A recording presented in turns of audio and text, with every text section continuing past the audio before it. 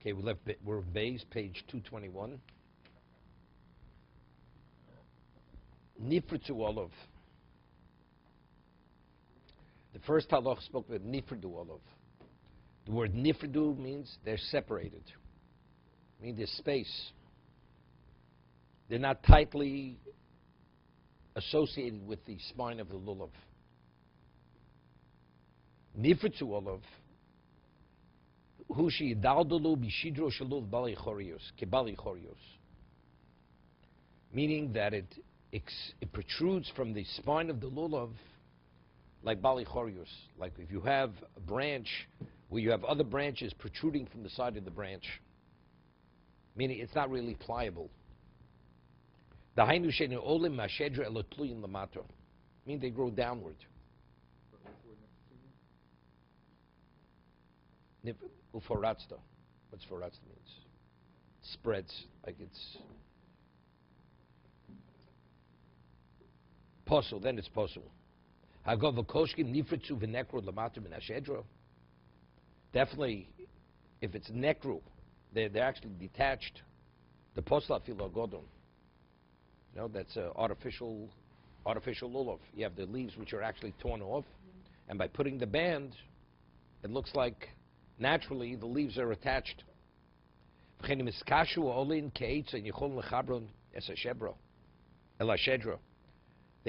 became hardened, the leaves, and they're no longer pliable. Posul. That's only if the majority of the leaves are of this nature. The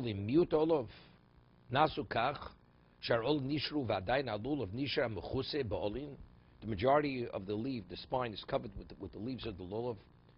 A minority protrude outward, although you can't attach it, kosher. I mean, the majority of the leaves run up the spine of the, but the other leaves that already they harden, they grow out. Grow outward. No, they're attached, but let's say they're growing out. Like, you know, a branch, branches protrude from a branch. But the majority of them, they run up the spine. It's interesting, there's a Tosas beginning of Lulav HaGozul. He speaks about a situation. It's understood. Why not? Because sometimes, if you have something which is a blemish, it's better to remove it. So you can say, if the majority just, if you remove it, it will be kosher. So if it's there, it shouldn't. It's also no. Maybe you'd say if it's there, that's already it's a defect in hodor. Because Tosas explains that just as you have to have pre-eitz hodor, all the species have to be hodor. I mean, let's say you have lulav yovesh.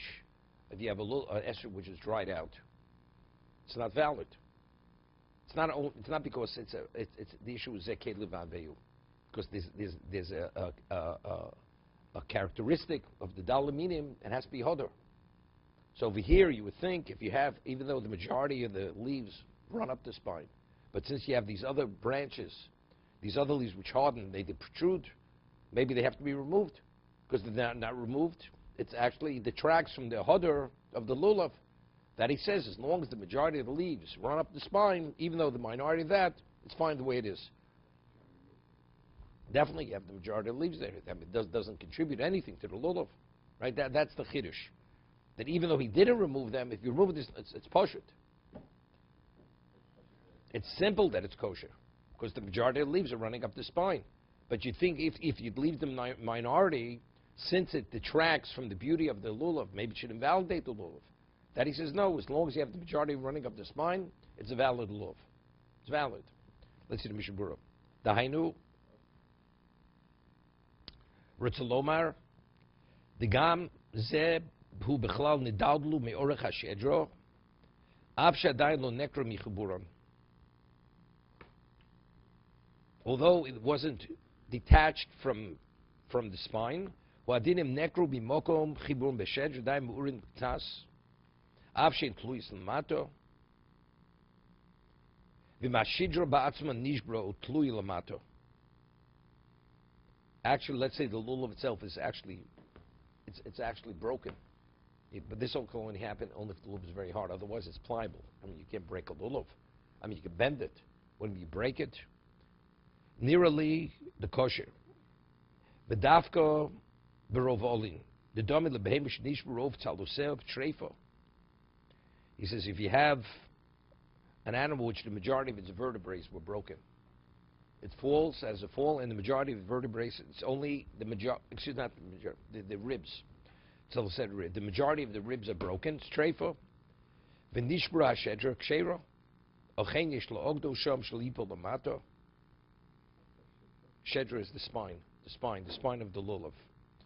Cain, the lulav, you take a look at lulav, right? You have the back of the lulav, and then you have the front where it's like open and has like a, so the shidra is the back.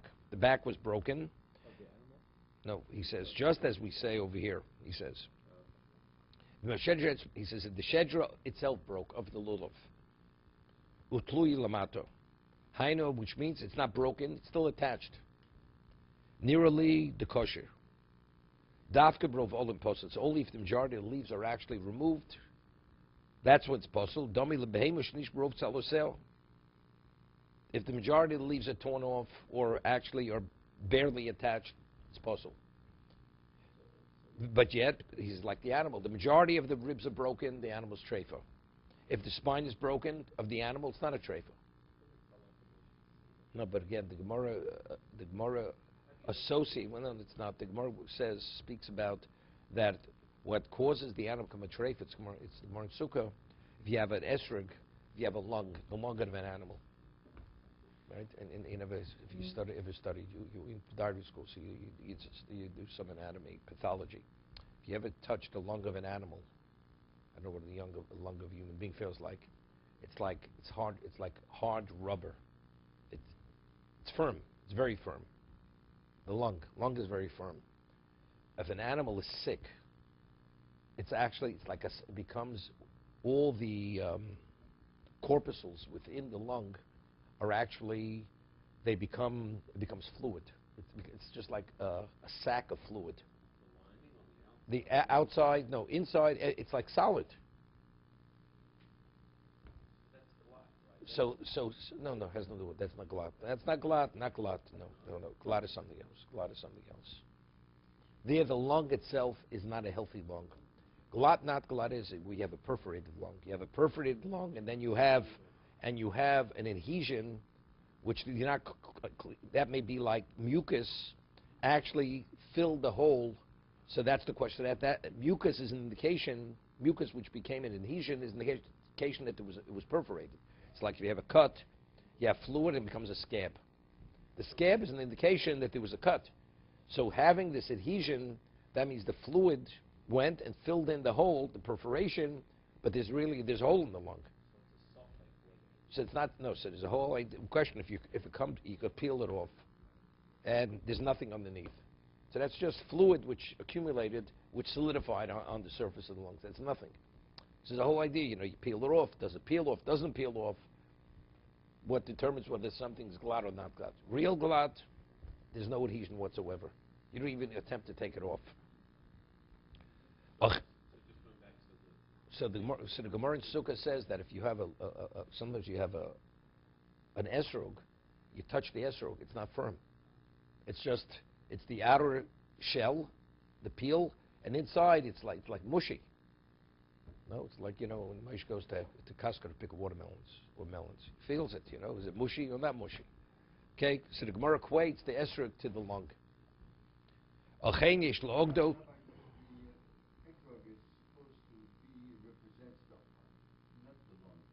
No, I'm not saying because it's representative. I'm just saying in terms of when is it considered defective. The Gemara is only speaking about not because of what it represents. An animal has a broken spine. It's kosher. As long as the spinal cord is not severed. If the majority of the ribs are broken, the animal's a treifa. Even though it didn't perforate the lung or it didn't perforate the heart. The heart wasn't affected. Right? Halachim Sinai.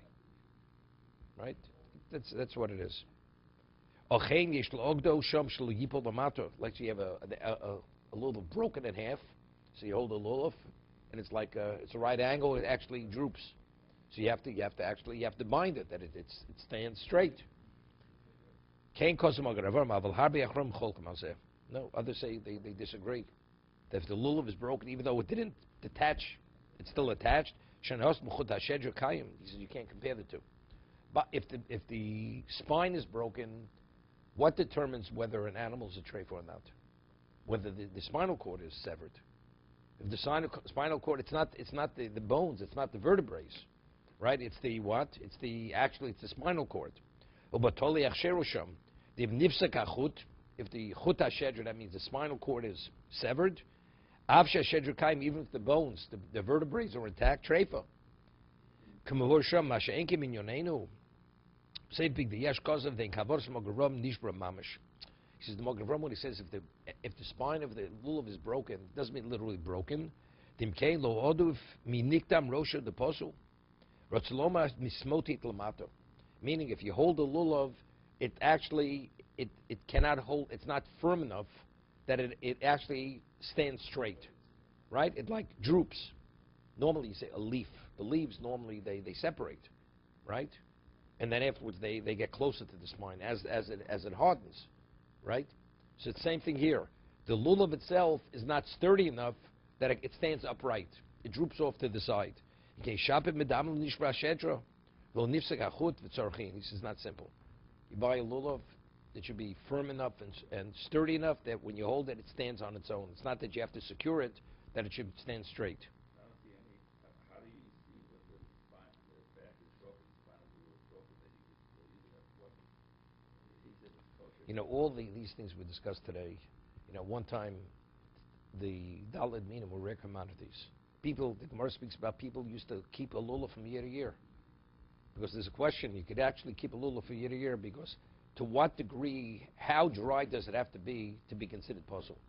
So Tosa says, the Gemara says that if you have an animal, about a mum, right? If you have a consecrated animal, what's a mum?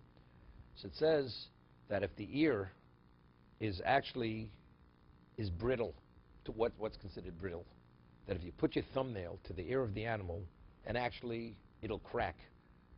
Meaning there's no circulation in the ear, even though it's cartilage. But it's so dry that if you put your nail to it, it would break. So if you put your nail to the leaf of the lulav, it's so dry, it's brittle. It's like a brittle leaf. Take a leaf, it's very dry. You put your finger to it, it just turns to dust. That's how dry it has to be puzzled. It's not said it's a machlokas. There's Yerushalmi over there. Of course, it says there's Yerushalmi. It says we say kol atziyor, right? We say that the trees of the forest sing the praises of Hashem. So therefore, it says, what happens if it's as white? The lulav is so dried, it's as white as bones. As bones, dried bones. So, right, the dead don't sing the praise, right? The living sing the praise of Hashem. So Atzei Yor means it has to have some degree of life in it. So if it's white as bones, it's no longer kosher.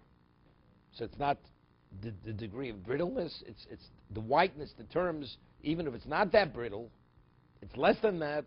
If it lost its green hue, it's no longer green, that's enough to invalidate the lulav. It's Tosis in Sukkah speaks about this, to be continued.